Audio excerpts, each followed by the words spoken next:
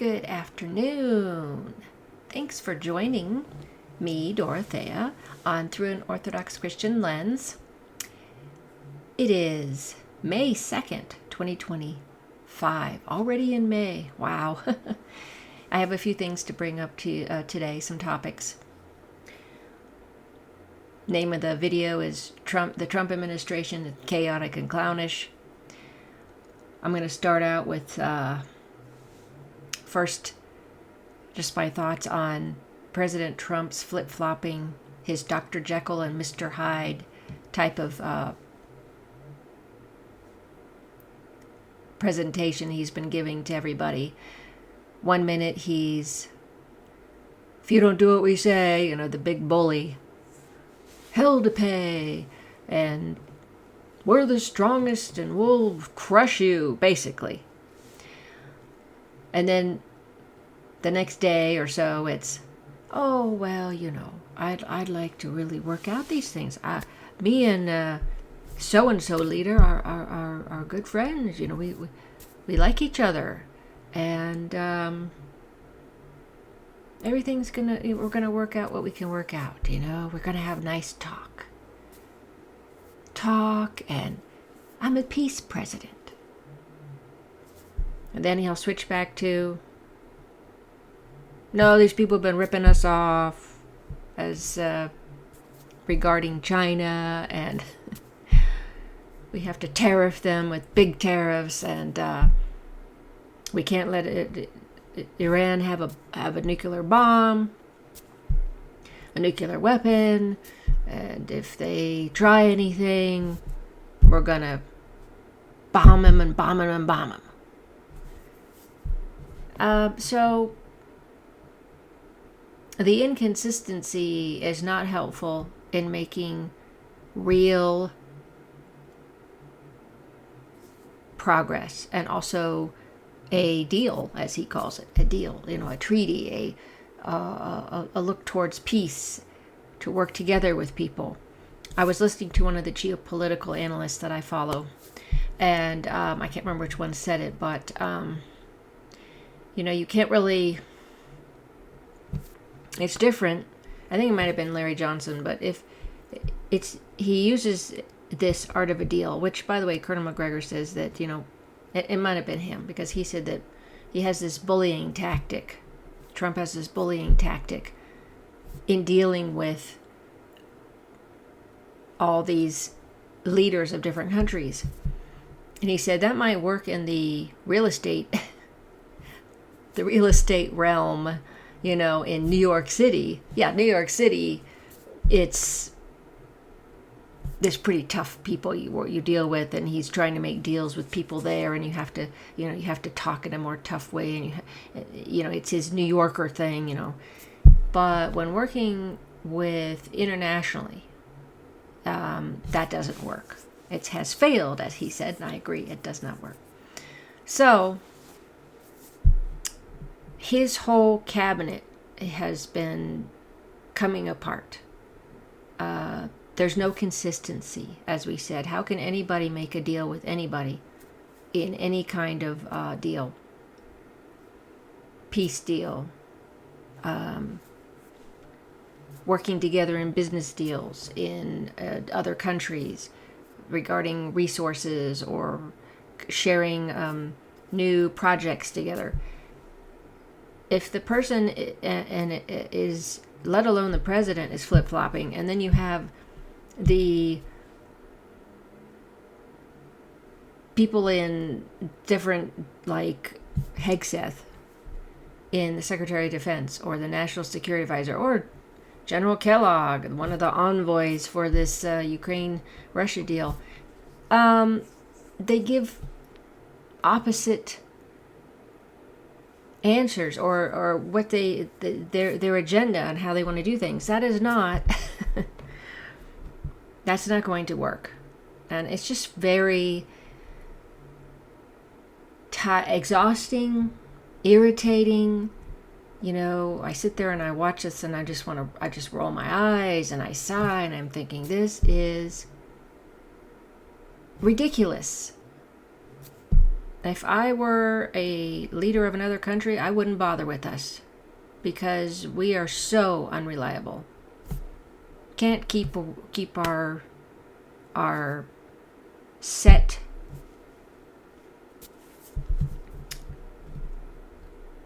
decision. So that's what I'm starting out to tell you about. I'm going to go to something here as an example with Hegseth's post from a couple days ago, like a day or so ago. He says, "Message to Iran. We see your lethal support to the Houthis. We know exactly what you are doing. You know very well what the U.S. military is capable of, and you were warned. You will pay the consequence at the time and place of our choosing." There's the bullying, and we have all kinds of, we're going to use all our strength on you. Which totally destroys, messes up, whatever word you want to use, undermines, definitely undermines what Steve Witkoff has been doing and trying to do in meeting with the Iranian delegation, their people, in trying to come up with a nice peace deal. And the whole how much nuclear power can Iran have, for their medical isotopes and things they need for things like cancer, as opposed to a lot for a nuclear bomb, which we're saying we don't want them to have. Well, here's Hegseth sounding unprofessional, juvenile, just arrogant. And then I will show you that here is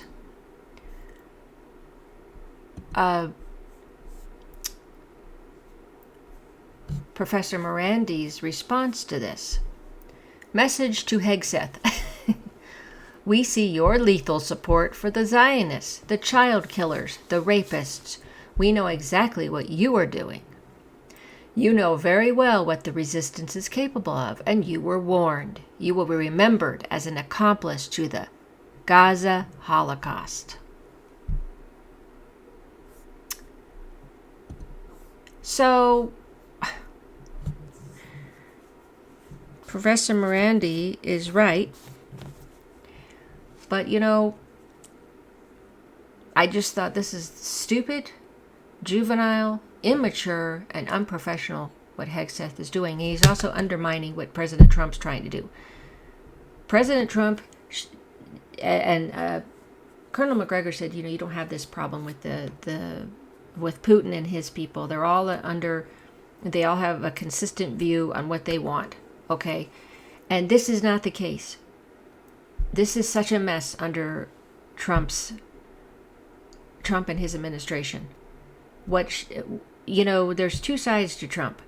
The bully and the wimp. There's really that much of a dichotomy, that much of an oxymoron in his character, because he's a doormat at sometimes, and then other times he's a bully and sounds dictatorial. Whatever the case is, he needs to be consistent, what he says and what he wants to do. And with that, he needs to have everybody in his cabinet backing exactly what he wants done, not undermining, not saying the opposite.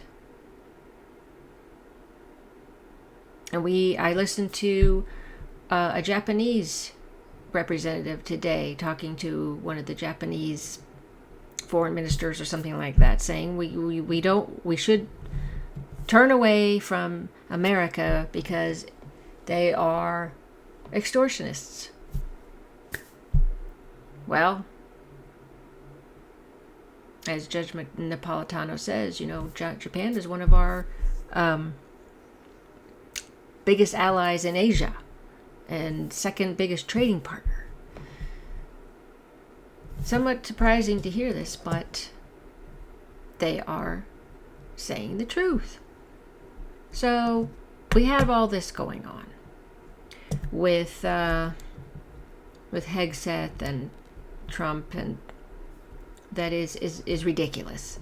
And then we have something that happened I thought that was good, which was that President Trump, basically fired Mike Waltz, the National Security Advisor, who made that big mistake with the Signal Gate, where he allowed that Atlantic journalist, reporter, into that space, that private chat, that never should have went out, and never should have gone out.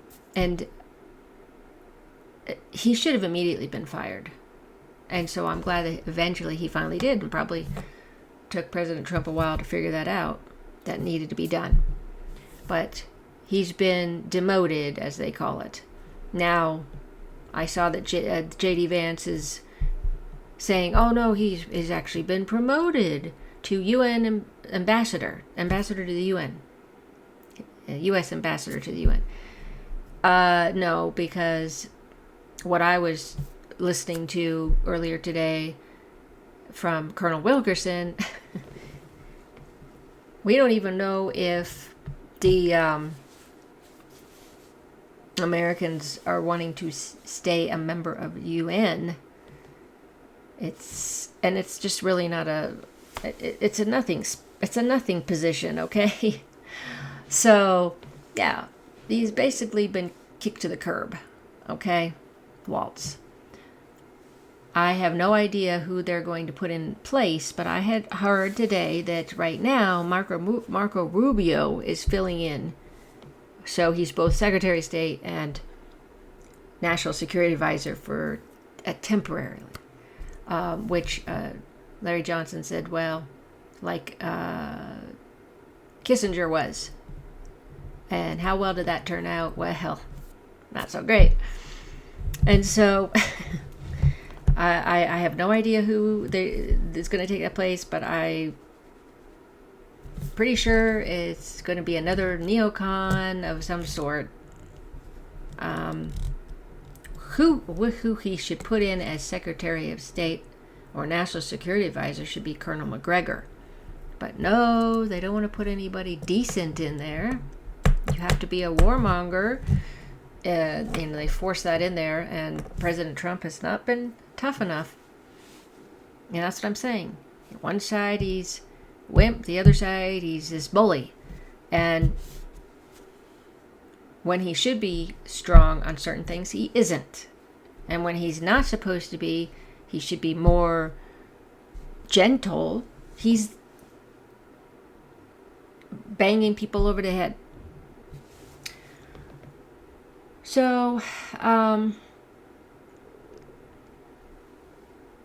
going to show you the other thing I want to talk about was the rare earth minerals thing out of Ukraine, which, again, I didn't understand it, but I will say on that issue that they made a deal. And according to McGregor, President Trump is desperate to have a deal so that he shows that he has a deal somewhere and that he's somewhere winning. Okay. Now, I'm going to play Alex Christopherou's explanation of this deal. Certain concessions that are made, 4 big ones he brings up in just a minute. I do want to say that I didn't think it was a good idea to get mixed up with the Ukrainian thing, but then I thought, okay, maybe there's a part. We know that Trump wants his money back, which they're not going to get $350 billion back. We aren't, according to what I heard. But maybe perhaps since it's us, not just Europe, who led the Ukrainians and helped to get them ready for this horrible war with Russia and allowed so many of them to die and continue to put them out there in the meat grinder, the Ukrainians. we have a responsibility to clean up a bit of that and help them on that. So I'm kind of in between on this, but I'm going to show you the what Alex says on this. Okay, let's see if I can find him. There he is. We'll tell you 4 big concessions that the Trump White House has apparently made. The first big concession is that, according to Ukrainian officials, this will not be a deal in perpetuity. It's not going to last forever. It is going to be a 10-year deal, and the United States will have access to Ukraine's resources for a period of 10 years. That's the first big concession. The second big concession is that the resources will be managed by a fund, an investment fund. And in the deal in February, which was published, we know the details of the deal in February, the fund was going to consist of a board that would make decisions, and that board was going to be 3 Americans and 2 Ukrainians. So effectively, the United States would control the board, which would control the money in the fund, which would decide how to allocate that money, etc. It is now being reported that the fund and the board will be split 50-50. So it will be 3 Ukrainians and 3 Americans, or 2 Ukrainians and 2 Americans, whatever the final number is going to be. But it is going to be 50-50 control of the investment fund. And I want to check out that building. I definitely want to check out that building. And the third big concession is, and I've talked about this in some videos that I made a few days ago, and a couple of videos I made from Bafos, is that there is going to be no back pay. There's no $300 billion that's owed to the United States. There's no $100 billion. It went from $300 billion, it went to $100 billion, and then it went to zero, and it is going to be zero. There is no money owed to the United States. So that's the other big concession. And the final big concession is, and this one's interesting, this one's very important actually, is that the U.S. will contribute to the investment fund with money and weapons. They will put money into the investment fund and weapons. So we're not only looking at Ukraine revenue generated from Ukraine's resources from their oil and gas, but you're also looking at the United States allegedly putting money into the fund, putting its own money into the fund, or giving weapons to Ukraine in exchange for a monetary value. So the U.S. would say, okay, Ukraine, you're putting $100 billion from revenue from the sale of oil. Well, we'll give you 100. Maybe 100 billion is not the right number. Maybe it is. But you're putting in 100 million. Let's say 100 million from selling oil. Well, we'll sell you the equivalent amount in weapons, and that's us matching the revenue from 100 million in oil, for example, something like that. So the weapons could be the U.S.'s monetary contribution to the fund. So that's significant. Keep in mind that you're talking about, and I say oil and gas when I talk about revenue, because if this is a 10-year deal, think about this. If this is a 10-year deal, if you're talking about rare earths, it's going to take 15 to 20 years, from what I understand, to actually get some money from the rare earths. And most of the rare earth minerals are in the East anyway. So whatever there is that is in Zelensky's control for the time being, well, it's going to take 15 to 20 years to actually get revenue from the rare earth. And that is if the United States is actually crazy enough to build facilities in Ukraine to process the rare earths. Okay. This sounds like a nothing burger. This sounds like worthless. And that's what I've been hearing from Larry Johnson, from Colonel McGregor, that this deal is worthless. If it's going to take at least 10 years to get anything dug up, any minerals dug up, I don't see how that's going to... And then I'm wondering, are they going to only do the investment with the oil and gas and all that? Okay, so I guess in the meantime, while they're trying to figure out how to dig this stuff up, they're going to be what? They're going to be working on the oil and gas, which I don't understand why we're bothering to do. I understand, and somebody made a point on this. Yeah, I can understand that'd be for Europe, but why are we getting involved in oil and gas there? It doesn't make much sense to me. Again, it seems it's all these investments that, I don't know. Apparently, Trump had to do something, but those are big concessions that we're not getting our money back. But I guess we're getting our money through these investments. I don't know. But they're going to be giving Ukraine weapons still. Now, I don't know if you were like me, who voted for Trump. You wanted Trump to walk right in, as McGregor said when he started, and saying, "I'm out. This is Biden's war. I'm done." Pulling out everybody from Ukraine, our weapons, our intelligence, our people, whatever. You guys, and then of course that would have ended the war even quicker. So there's a lot of weird things going on that I find. I can't see the logic in it. I find some of this stuff is ridiculous to me, but it just could be, maybe there's something out of it, but I still think that, Doge was able to save $150 billion, I think, on all of the wasteful spending and all that fraud, waste, and abuse that they found. Yet at the same time, the DOD budget has gone up to nearly $1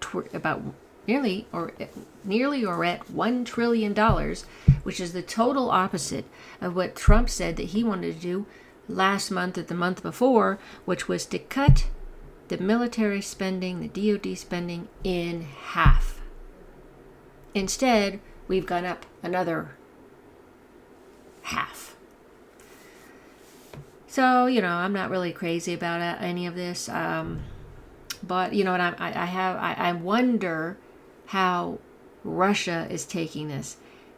Are they just thinking, okay, well, he's just making a deal with Zelensky, who, according to Judge Napolitano, and, others have said this, that he's not even a legitimate leader because he's overstayed his, he did not have a election, and I think it was supposed to have been done in 23 or 24. So now I have heard that what's his name, Lavrov, did say he did seem to be thinking that President Trump was sincere. Witkoff has been working with him. I heard Witkoff likes Putin. I don't know. I mean, if I were the Russians, I'd be going, okay. And as Jimmy Dore said, we talk about, how we're a mediator. How can we be a mediator when we're still fighting against Russia? Basically, as someone said, Ukraine is just this facade over us fighting Russia. It's ridiculous, and it's crazy. And so there's all that happening. There's supposedly some veiled threats from Zelensky to Putin about the May 9th victory parade day. that I'd heard he made some kind of veiled threat to Putin, saying it might be bombs or drones or something on that day, which, that's crazy. Let's hope that doesn't happen. So anyway, I wanted to just share all my thoughts on this. Thanks so much for watching. Please follow my channel, like my videos if you like them, share my channel, share my videos, and leave comments what your thoughts are. Thanks so much for your support. I hope you have a wonderful evening. Until next time.